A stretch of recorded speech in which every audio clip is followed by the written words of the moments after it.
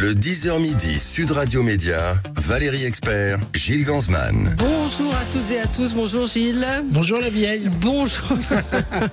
Vieille schnock. Vieille schnock. Bonjour Alistair, Bonjour. c'est comme ça qu'on vous appelle. Vous êtes le créateur et le rédacteur en chef de Schnock. Schnock, c'est un magazine qui existe depuis 2011. C'est consacré à la culture des années 60 à 90.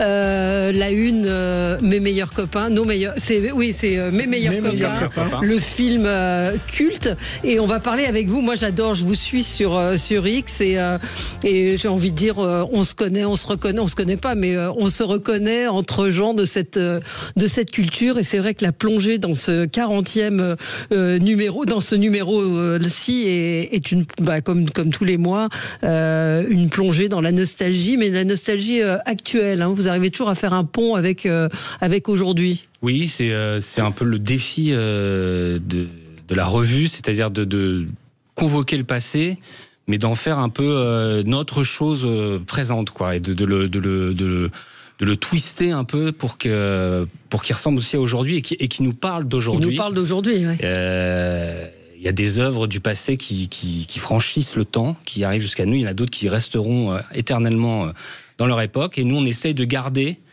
ce qui semble encore aujourd'hui nous parler, notamment le film Mes meilleurs copains, qui nous a semblé être intéressant. Ouais, alors tout un dossier, interview de Gérard Lanvin, de Christian Clavier, si, il y a Lanvin aussi. Oui, il y a Lanvin dessus, Poiret. Mais il y a aussi, Daroussin. C'est vrai que quand on revoit, il y a des images, des photos de lui. C'était son premier film, non? C'est ça, un de ses premiers grands films. Mais il y a aussi tout un dossier consacré à Georges Perec. Oui. Mais vous étiez très visionnaire, hein, déjà en 2011, parce qu'aujourd'hui, il y a un concurrent qui fait pas tout à fait la même chose, qui est le magazine d'Antoine Decaune. Ouais. Mais on est vieux, mais on est aussi sur les femmes de plus de 50 ans, etc. Alors qu'elle est en 2011. Oui, le magazine d'Antoine Decaune, c'est plus sociétal, oui, plus. Oui, vous êtes plus sur la culture. Ouais, nous c'est la culture. Donc voilà, mais non, ce qui est important évidemment quand on traite ce genre de film, c'est d'avoir les témoignages des uns et des autres, et surtout dans notre contexte à nous. C'est-à-dire, je pense que quelqu'un comme Clavier, qui déjà parle assez rarement, dans le contexte Schnock, dit autre chose que ce qu'il dit d'habitude quand on le voit. Absolument. Alors, il va plutôt au JT de 20h de TF1, Clavier, maintenant. Ouais. Il s'adresse pas trop à la presse. Et vous savez pourquoi? Alors, c'est Bruce Toussaint qui a fait l'interview. Oui, c'est Bruce qui est un passionné du film.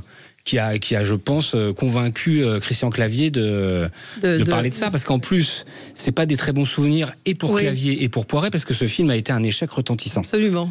Et donc, c'est formidable que Clavier nous parle de ce film avec un ton qu'on lui connaît pas beaucoup, parce qu'il est très sérieux. Et très, très réfléchi, il nous parle même de Freud, enfin c'est quelque chose d'assez c'est une interview assez puissante. Choses, on va en parler dans un instant, tout de suite c'est le zapping de Gilles. Sud Radio Média, l'instant zapping. Quand on est un vieux schnock, on pense forcément à la retraite. Donc je ne pouvais pas commencer sans la retraite. Alors ça s'appelle la méthode Coué. Je ne sais pas si vous avez vu François Bayrou hier dans sa déclaration. Il n'en démord pas. Sa réforme de retraite et les discussions du conclave vont aboutir, il en est sûr. Bon, c'est un peu essayer de faire rentrer une Mercedes dans une place de Twingo. Mais allez, braque.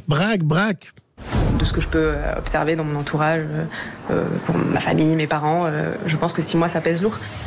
Quelques avancées, mais reste toujours le même désaccord sur la pénibilité. Les syndicats veulent permettre des départs anticipés pour tous, le patronat uniquement au cas par cas. Malgré l'échec du conclave, ce soir, le Premier ministre invite à de nouvelles discussions. Sur ce point, une recherche d'accord est indispensable. Mais je suis persuadé qu'un chemin d'accord existe et je voudrais dessiner ce chemin. Toutes ces mesures coûteraient autour d'1,5 milliard d'euros, dont une partie reste encore à financer. Vous parlez pas de la retraite dans Schnock? Non. Ça, c'est sociétal. Culturel, ça. Mais voilà. Ouais, Alors justement, dans la culture ou dans l'image des années 70, parce que évidemment j'ai gardé la thématique, il y avait, vous savez, l'espionnage industriel où les employés s'infiltraient discrètement et puis prenaient des photos, des plans secrets qu'on retrouvait sur un microfilm. Bon, là, tout ça c'est fini. Vous allez voir, les Chinois ont copié nos Airbus. Alors ils ont fait très très fort. Vous allez voir la méthode, c'est quand même quelque chose. Ils ont évidemment le C919, alors là c'est leur avion, c'est évidemment des concurrents d'Airbus et de Boeing, et ça ressemble étrangement à une copie conforme de notre Airbus A320. Tiens. Cet appareil ressemble étrangement à l'Airbus A320. Même fuselage, même technologie. Un hasard? Peut-être pas. Parmi les A320 qu'Airbus a vendus à Pékin, un exemplaire a totalement disparu des écrans radars au début des années 2000. Il n'a jamais volé. Un spécialiste ancien cadre d'Airbus explique. Qu'est devenu cet avion? On s'est dit effectivement, ils sont en train de le désosser. Ils copiaient exactement chaque pièce de cet avion. Airbus n'a jamais rien dénoncé par peur de représailles commerciales. L'avionneur européen a vendu des centaines d'appareils à la Chine et même installé sur place une gigantesque usine d'assemblage que voici. On y construit encore aujourd'hui les A320, avec la possibilité de reproduire le savoir-faire européen. Ah ben on a tout donné, on a donné le savoir-faire, ils ont acheté un avion, ils l'ont désossé, et ils ont recopié, ça donne le C919. Histoire incroyable, c'est formidable dingue, histoire dingue. Dans le 20h de France 2. Bah tiens, justement, hier c'était le dernier journal d'Anne-Sophie Lapix, et bien sûr elle nous a fait une liste à la Prévert, enfin une liste à la Drucker, merci Emma, merci Manu, merci Dip, c'est le maquillage, merci maman. Voilà, alors le plus intéressant, du coup moi j'ai pris le petit montage souvenir qu'ils ont fait avant des 8 ans d'Anne-Sophie Lapix, et dans ces 8 ans, il y a eu beaucoup d'infos, vous allez voir, et beaucoup de bonsoir. Bonsoir, bienvenue à New York pour une édition spéciale du 20h consacrée en grande partie à l'élection présidentielle américaine. Il faut à tout prix barrer la route aux colonnes de blindés russes qui se dirigent vers Kiev. Et votre slogan, si on vote, on l'emporte, c'est celui de Kamala Harris? Oui. Donc, quand même. Bonsoir. Bienvenue dans le 20h de France 2 consacré à la cathédrale Notre-Dame de Paris. Bonsoir, Johnny Hallyday n'est plus là. Thomas Pesquet en duplex depuis la Station Spatiale Internationale. Et c'est Emmanuel Macron qui est réélu président de la République. Hello. Heureuse de vous rencontrer. Anne-Sophie. Je suis journaliste française et je vais faire l'interview. Thank you. Enfin, pour l'instant, vous n'êtes même pas au second tour dans les sondages. Et ben voilà. Une page qui se tourne pour France 2 avec l'arrivée de Léa Salamé. Et puis en 8 ans, il s'est passé des choses entre la Russie, Notre-Dame et autres. Et donc on retrouvera Anne-Sophie Lapix dans le groupe RTL. Voilà, c'est M6, c'était un bye-bye important. J'ai pas eu la curiosité, mais j'aurais dû la voir. Vous voyez, Gilles Boulot a fait un saluer. Ça, oui, je l'ai vu, mais je voulais savoir si son dernier journal avait fait de l'audience. C'est ça que j'ai pas été voir. Si vous pouvez jeter un coup d'œil. Je vais vous dire ça. Alors Valérie, est-ce que vous êtes déjà enjaillée en allant chercher votre baguette ou croissant? Alors ça, c'est un sujet pour Schnock. Sachez que un boulanger de la Drôme. Enjaillé, ça veut dire quoi? S'enjailler, c'est un terme jeune. Vous connaissez, vous? C'est comment dire, que je ne sais pas comment le traduire. S'enjailler, c'est. C'est dommage. C'est aller faire la fête. Sans canailler, voilà, sans canailler. Qu'un boulanger de la Drôme donc a mis un DJ dans sa boulangerie, et donc dès 10h30. Ça danse, ça chante à tout âge. Alors, il y a beaucoup de personnes âgées, parce qu'évidemment, à 10h30, il y a aussi beaucoup de retraités qui y vont. Dans la Drôme, surtout. Et surtout dans la Drôme. Et ils vont donc chercher leur pain, leur croissant, tout ça en bougeant, en dansant. Il reste un quart d'heure dans la boulangerie. C'est à Tain-l'Hermitage, c'est un reportage de TF1. C'est sans doute la première fois que ces habitants dansent au milieu des baguettes et des croissants. Comme en boîte de nuit, quand on veut parler, il faut pousser la voix. Il y a de la musique superbe. On n'a jamais vu ça de notre vie. Moi, je trouve ça formidable. DJ comme ça, Derrière les platines, Dorian, 29 ans, bien décidé à mettre l'ambiance. C'est 10h30, ils sont au taquet, on les voit, ils sont en train de danser. Franchement, c'est génial, il y a des sourires, il y a toutes les générations. Et chacun y va de son pas de danse. Une matinée pas comme les autres à la boulangerie, qui permet manifestement de lâcher prise. Trop vieille, moi. Pour ça, pour aller chercher votre pain et danser. Je trouve ça original, vous en pensez quoi? 10h30, c'est un peu tôt. Ouais, c'est un peu tôt. Pour danser, mais il n'y a pas d'heure pour danser. Bon. Non, mais c'est fort sympathique. Mais c'est sympa, ouais. Bon, il était né en... Enfin, on aurait préféré avoir Michel Sardou. C'est vrai. Il demandait son pain au chocolat ou sa chocolatine sur les lacs du Connemara. Voilà. Né en Argentine et connu dans le monde entier, il connaîtra le succès. C'est Lalo Schifrin, chef d'orchestre et compositeur de musique. Il est mort à 93 ans. Alors, c'est l'auteur des musiques de films de Boulit, du Félin de René Clément avec Alain Delon, mais aussi ah, vous avez pas reconnu? Dim. Ouais, de Dim, c'est lui la musique de Dim. Vous avez vu cette imitation de Dim quand même? Pas Dim. Voilà, je vous ferai votre sonnerie de téléphone si vous voulez. Et auteur de Manix, incroyable, de Starkey Hutch. Alors là, on est encore plus dans Schnock. Et évidemment de Mission Impossible.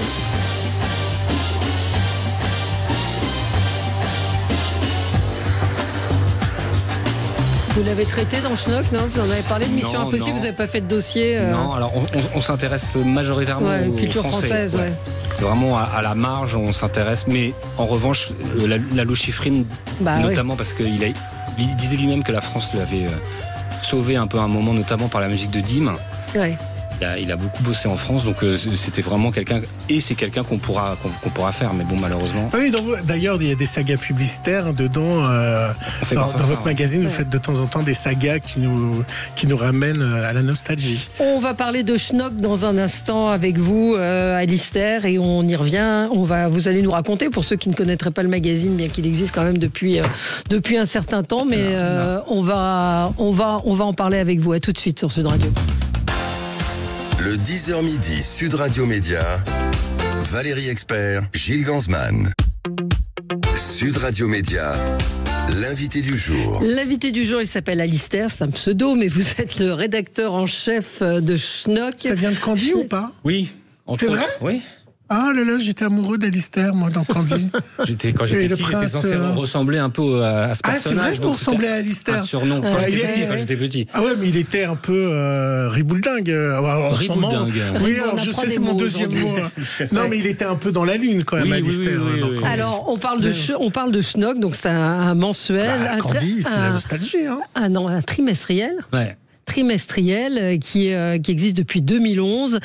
Comment vous le définiriez? J'ai lu à un moment, vous dites que c'est un journal qui est à la fois culturel, qui s'adresse de 27 à 90 ans, c'est ça? 87 ans, 87 ans. Ça, c'est une reprise du slogan du journal de Tintin, mais on s'adresse évidemment à... Maintenant, il y a beaucoup de gens qui dépassent les 87 ans, heureusement pour nous. Ouais. Vive la médecine. Et en amont, il y a beaucoup de jeunes, en tout cas, il y a certains jeunes de 20 ans qui sont aussi intéressés par cet univers. Le projet au début, c'était en 2011, donc c'était déjà 14 ans. Ouais. 14 ans. Déjà à l'époque, je sentais qu'il y avait, notamment dans la presse, mais un peu dans le monde culturel en général, une volonté d'aller toujours plus vite, de faire plus court, de passer très vite au sujet. Et moi, ça me manquait en tant que lecteur. Je suis un grand lecteur de presse. Mmh. Et j'ai eu l'idée de faire ce magazine où les entretiens sont un peu plus longs que d'habitude, les articles sont un peu plus fouillés, et en même temps, en y agitant une espèce de touche pas forcément d'humour, mais de légèreté en tout cas dans les sujets qu'on traite, et que ça corresponde à la culture française. Et je pensais notamment à des personnages que j'estimais sous-estimés, comme Jean-Yann, Jean-Pierre Mariel... De Funès aussi, qui est moins sous-estimé, mais un peu méprisé. Voilà, c'est ça. Un peu traité par-dessus la jambe. Et je voulais en faire autre chose, quoi. Et on est parti comme ça. Mais au début, honnêtement, c'était un side project, comme on dit. Moi, j'avais une carrière de musicien à l'époque. Je faisais ça un peu pour m'occuper, quoi. Et Schnock, pourquoi? C'est une auditrice qui pose la question. Vieux Schnock, non? Oui, alors ça vient de Vieux Schnock. De Vieux Schnock. Vu qu'on a choisi donc de traiter de cette culture des années 60-70, on s'est dit autant aller en avant des reproches qu'on va nous faire en disant mais c'est pour les vieux cons. Ça aurait pu s'appeler OK Boomer. Ouais, ou appeler ça con, ça aurait été un peu hard, quoi. Tu vois, donc Schnock, c'est plus sympa. Et voilà, mais tout ça, évidemment, 10-15 ans après, comme si c'était évident, ça serait faux. On a fait ça, on pensait pas que je pensais pas que je serais en train encore d'en parler aujourd'hui. Dans 15 ans après, ouais. C'était un peu une blague. Hein. Mais ce qui est intéressant, alors c'est vrai qu'à la télévision, puisqu'on a une émission média, la nostalgie fonctionne sur les jeux, mais en revanche, à la différence de l'Angleterre ou des États-Unis, on n'a pas de vieux animateurs, enfin si on a Michel Drucker, mais mis à part Michel Drucker, non mais c'est vrai, on n'a pas de vieux animateurs qui restent à l'antenne, on les change très vite en France. Est-ce que l'image des vieux est en train de changer? Est-ce que on commence à aller montrer les vieux? Oui, alors c'est vraiment différent que ça en Angleterre. Ah oui, il suffit de regarder les animateurs du Juste Prix. Ah bon oui, absolument. Bon, les vieux sont très présents. Je pense qu'en France, on ne montre pas les vieux. Vous allez dans un McDo, il n'y a pas beaucoup de vieux. Aux États-Unis ou à Londres, ils vont. On les voit. Non, mais on les voit plus dans la vie de tous les jours. Non, mais ce qui est certain, c'est que maintenant, il y a tout des pans du marketing qui prennent les vieux pour cible. On parlait des retraites, tout ça est un peu lié. Hein. C'était des gens qui ont des gros moyens, de meilleurs moyens financiers que la moyenne de la population. Donc on s'intéresse à eux de façon tout à fait intéressée. Alors pas nous, parce que nous, alors moi, on n'a aucune étude de marché sur qui lit Schnock, donc je peux pas vous dire, mais oui, on a visé, machin et tout ça. Mais non, c'est sûr que la population vieux, entre guillemets. Mais c'est, en tout cas, franchement, lisez Schnock. Je pense qu'il faut quand même avoir un peu plus de 27 ans. Il faut avoir peut-être un petit peu. Enfin, oui, c'est dommage d'ailleurs que les jeunes ne connaissent pas cette culture. Moi, ce que j'ai aimé, c'est l'éclectisme, la diversité. C'est-à-dire que ça parle de Jean-Pierre Coff, ça parle de Pérec, ça parle de Léo Ferré. C'est joyeux. On a vraiment, quand je l'ai lu, je me suis retrouvée dans une bulle de nostalgie, mais pas ringarde, quoi. Pas oh là là, c'était mieux avant. C'est-à-dire qu'on apprend. Moi, j'ai appris des choses sur Léo Ferré, c'est ce que je vous disais. On apprend des choses, on se replonge dans ces années-là de façon intelligente et non, mais vraiment, ces interviews, l'interview de Clavier, vous le disiez, elle était assez inattendue. Et de revenir sur des événements comme ça, sur des films qui nous ont marqués, ça fait du bien aussi. Ouais, alors moi, je suis un peu... Personnellement, je suis un peu dans une position un peu médiane là-dessus, parce que par exemple, Léo Ferré ou même Jean-Yann, moi, c'est des choses que j'ai pas vécues à l'époque, quoi. Hein, moi non plus, oui. Donc... c'est pas que de la nostalgie pour moi. Non. J'ai besoin, en tant que rédacteur en chef et en tant que lecteur, qu'on m'apprenne des trucs aussi. Ouais. Et donc, c'est pas qu'un truc d'être là, béat devant un passé perdu. C'est j'ai envie qu'on m'explique la chanson de Ferré. Sauf on a eu, on n'a peut-être pas forcément le même âge, mais on a eu une curiosité, ou en tout cas une culture et une transmission qui fait qu'on s'est intéressé à ça. On le voit, nous, avec les jeunes, parfois de la rédaction, qui n'ont jamais entendu parler de... Qui c'était l'autre qui me faites pas dénoncer. Non, de Sheila. Je ne vous dis pas qui ne savait pas, mais qui n'avait jamais entendu parler de Sheila, qui à part l'année de leur naissance, tout ce qu'il y a avant n'existe pas. Non, moi, ce qui m'a marqué, c'était Gérard Rolls. Gérard Rolls, mais les trucs de télé, je dis pas ça pour vous, mais tout ce qui est télé, ça passe très vite à la trappe. Non, mais moi, je vais vous prendre un exemple. On a fait une couve télé, en gros, pure télé, c'est Michel Drucker. Et ça a marché. Mais c'est Michel Drucker. Ouais. Au début, on voulait faire Jacques Martin. Il y a 10 ans, je voulais faire Jacques Martin. Aujourd'hui, je pense que je le ferai pas. Ouais. Parce qu'on va se planter, parce que Jacques Martin, avec tout le talent qu'il avait, il a disparu des radars, parce que c'était en fait un personnage de télé. Jean-Yann, encore, était un peu un personnage de cinéma, de chansons, mais Martin, c'est... C'est la différence entre un livre et la télévision. On peut mettre un livre dans sa poche, on peut mettre Jacques Martin nulle part. C'est ce qui change. On a fait Tchernia aussi. On peut l'emmener nulle part. Un livre, ça s'emmène partout. Encore une fois, effectivement, là où vous avez raison, c'est qu'on n'est pas obligé de connaître tout. Par exemple, moi, j'ai eu un plaisir fou à retrouver Louise Portal, qui faisait partie du film, Mes meilleurs copains. Et j'avais complètement oublié, mais je me souviens de cette comédienne extraordinaire. Et voilà, on découvre, même si on ne la connaît pas, quelqu'un qui raconte sa vie, ses rencontres à Paris. Oui, en plus, alors moi, ce qui m'intéresse aussi parfois, c'est d'aller chercher, et là j'ai eu l'occasion de le faire parce que j'ai des liens au Canada, mais d'aller chercher des gens qu'on a un peu oubliés ou dont on connaît le visage, mais pas le nom et tout ça. Et donc, quand j'ai eu la possibilité de dire à quelqu'un au Canada d'aller interviewer Louise Portal et que ça s'est trouvé possible, j'ai fait waouh, c'est génial. Et ce qui est dit en plus sur Mes meilleurs copains est un contre-champ parfait de ce que disent les autres, parce qu'elle l'a vécu d'un point de vue féminin, elle l'a vécu d'un point de vue québécois, donc c'est super intéressant. Mais finalement, est-ce que toute cette époque est pas presque la parfaite opposition avec notre époque et à contre-courant? Quand on voit Mes meilleurs copains, c'est un film où on rigole sur les femmes, où il y a des dragueurs lourds, où on fume des joints, voilà, et on est à l'opposé de notre époque, ou des règles entre guillemets. Est-ce que vous sentez ça en faisant ce magazine? Plus vous le faites et plus vous vous dites, on était quand même dans une époque totalement différente et maintenant on est à contre-courant. Oui, alors je fais attention toujours au discours, c'était mieux avant et tout ça, parce que... Alors c'est pas ce que je dis, je parle de contre-courant. J'ai bien compris. On est en courant culturel. Mais même cette petite musique à dire on peut plus faire quoi, nanana, justement, ce qui fait un peu la gaieté de la revue et sa bonhomie parfois, c'est que on passe pas notre temps à dire c'était mieux avant. On balance les trucs tels quels. Mais on n'est pas là à essayer de survendre cette époque contre la nôtre aujourd'hui. C'est ça, oui. Moi, je suis très prudent par rapport aux phénomènes historiques comme ça, parce que dans 10 ans, ça se trouve, on trouvera que... Bon, là, j'ai du mal à trouver, mais... Oui. On trouvera qu'un tel film, en fait, était un chef-d'œuvre qu'on n'a pas vu passer, quoi. Mais est-ce que vous pensez qu'aujourd'hui, on a les mêmes meilleurs copains? Est-ce que la technologie, est-ce qu'on arrive encore à avoir dans la vie réelle des meilleurs copains comme ça avec qui... Ouais. Alors ça, c'est une vraie question, mais c'est une question technologique, sociologique. Ouais.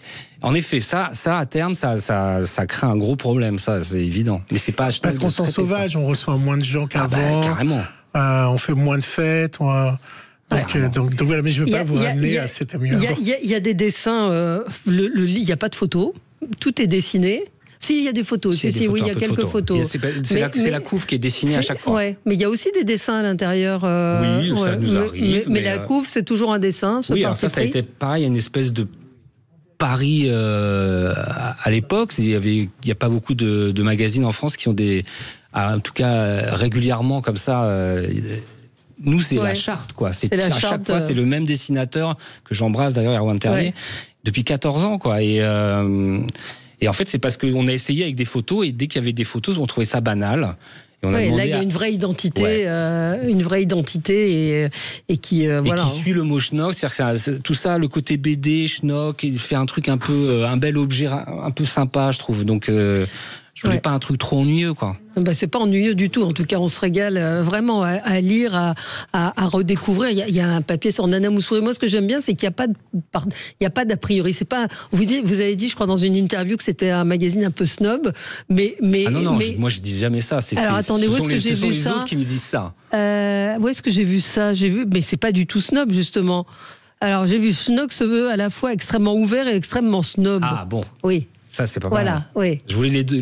Voilà, c'est ça, la dualité. C'est-à-dire que mais c'est pas. Voilà, Nana Mouskouri, c'est culte. En fait, c'est plus culte que nostalgique. Non ? Si. Alors après, il y a aussi. C'est difficile de qualifier. Il y a aussi, comment dirais-je ? Il y a un instinct parfois qui me fait, en tant que rédacteur en chef, parce qu'on vient me proposer une interview de Nana Mouskouri, je peux très bien dire non mais laisse tomber, c'est ringard, machin. Et pour plein de raisons, parce que évidemment je m'intéresse beaucoup à la musique et tout ça, mais je n'écoute pas Nana Mouskouri quand je rentre chez moi, mais je l'ai déjà entendu 2 ou 3 fois, je ne sais pas pourquoi, en interview. Très drôle. Et je sais que c'est une bonne cliente, comme on dit. Il suffit qu'elle soit dans un bon jour, et ça peut le faire. Vous écoutez pas L'amour en héritage? Rarement. Comment ça se passe, les confs de rédaction? C'est nous, on est complètement comment on dit, on se voit pas, quoi. Dématérialisé. Dématérialisé. En distanciel, comme on dit aujourd'hui. Et je crois que c'est une des raisons pour lesquelles ça dure depuis aussi longtemps. Non, c'est télétravail, j'appelle, je rencontre les gens, mais on se rencontre pas à 15. Parce qu'il y a beaucoup de gens qui habitent pas Paris, finalement, dans cette rédaction. Ce qui est d'ailleurs pas mal aussi. Et non, mais c'est fluide quand même. Il y a pas. Ouais. Et je dis pas oui à tout, quoi. Quand on vient, on me dit Nana Mouskouri, j'hésite pendant 5 minutes. Quand même. Ouais. Et alors, hasard triste et incroyable, il y a tout un article qui est consacré au groupe Harmonium, groupe québécois, groupe mythique, qui a marqué, qui a une assez courte durée de vie, et son chanteur, Serge Fiori, est mort il y a 2 jours, le jour de la fête nationale du Québec. Ça, on a fait un petit papier sur eux, parce qu'ils sont pas très connus, mais ça... Et oui, mais ça va nous arriver de plus en plus souvent d'être en avance ou en plein. On a eu ça avec la pauvre Maïté aussi. On a fait un papier sur Maïté. Elle est morte il y a 1 an. Ouais. Elle est morte le jour de la sortie de Schnock. Ah oui. Et vous aviez un article sur elle. Ah ouais. La prochaine une. Est-ce que j'ai le droit de le dire? Attendez, je réfléchis. Vous êtes le rédac-chef. Vous avez tous les noms. Mais c'est pour la. Faites le teasing. Déjà, il y a celui-ci qui est en kiosque. Ça sera une femme. D'accord. Parce qu'on essaye de mettre aussi, on essaie quand même qu'il y ait pour la parité. On essaie, c'est pas facile, mais on essaie. Mes meilleurs copains, donc c'est le dossier, j'ai envie de dire, principal de ce numéro de Schnock. Emportez-le sur la plage, lisez-le, vous allez passer un moment, j'aime pas ce mot jubilatoire parce qu'il est un peu mis à toutes les sauces, mais franchement c'est un grand plaisir de lecture. C'est assez iconoclaste, c'est un petit peu, ça sort des sentiers battus, ça sort de tout ce qu'on peut trouver dans la presse, et si vous êtes là depuis 2011, c'est que ça a du sens. Bravo à vous et merci Alistair d'avoir été avec nous. Et nous, on se retrouve, on va parler des dinosaures. On s'enfonce un peu plus dans le temps. C'est encore plus vieux Schnock. Voilà, à tout de suite. Le 10h midi, Sud Radio Média, Valérie Expert, Gilles Gansman.